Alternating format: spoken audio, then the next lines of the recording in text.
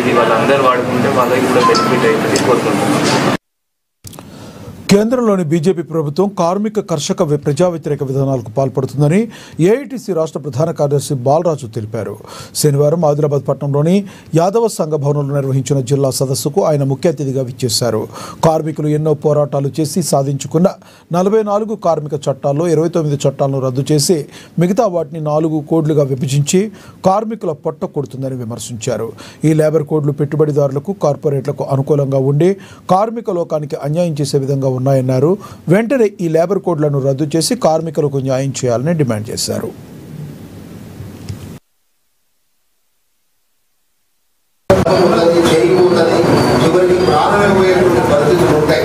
పోరాటం ఇది.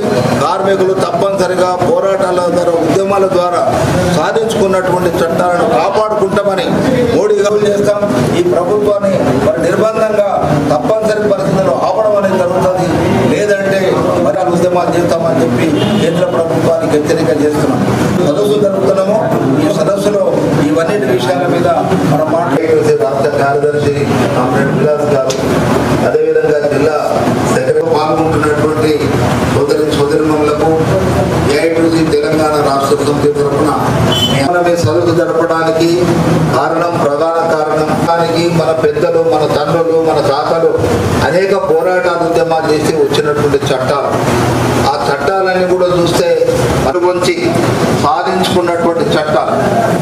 మన యూనియన్ పెట్టుకునే హక్కు యూనియన్ యాక్ట్ వచ్చింది, అది 1926లో వచ్చింది. ఆ చట్టం ప్రకారం చూస్తే ఈ ప్రభుత్వాలు ఆ యొక్క యూనియన్ పెట్టుకున్న 7 సంతకాలు ప్రభుత్వం ఏం చేస్తుంది, 100 మందికి తక్కువ సంతకాలు చేయకుంటే యూనియన్ రిజిస్ట్రేషన్ చేయాల్సిన అవసరం లేదు.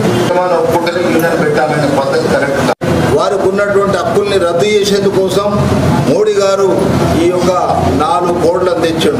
అంటే మనం పోరాడి సాధించుకున్న చట్టాలు 44 కార్మిక చట్టాలు అయితే అందులో 29 చట్టాలను సమూలంగా రద్దు చేసి వాటి స్థానంలో 4 కోడ్లు తెచ్చి ఆ 4 కోడ్లు కూడా పెట్టుబడిదారులకు, కార్పొరేట్ శక్తులకు మేలు జరిగే విధంగా, లాభం జరిగే విధంగా, కార్మికులకు నష్టం జరిగే విధంగా ఈ కోడ్లను తెస్తే మనం వ్యతిరేకిస్తుంది అదే.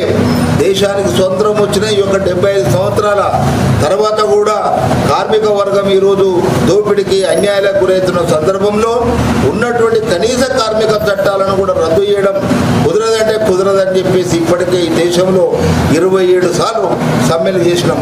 ఆ సమ్మెలను కూడా స్పందించినటువంటి మోడీ ప్రభుత్వం ఈరోజు మరింత బరిదెగించి మరి పెద్ద ఎత్తున కూడా వాటిని అమలు చేసేందుకోసం 1-4 అంటే మొన్న ఇదే 1-4-2025 నుండి అమలు చేసేందుకోసం పూర్తి ప్రయత్నం చేస్తే దేశంలో ఉన్న కార్మిక వర్గం ఐక్యంగా పోరాటాలు, ఉద్యమాలు చేయడం ద్వారా వెనుకడుగు వేసి దాన్ని అమలు చేయకుండా పక్కన పెడుతున్నటువంటి పరిస్థితి. అంటే కారణం ఏంది?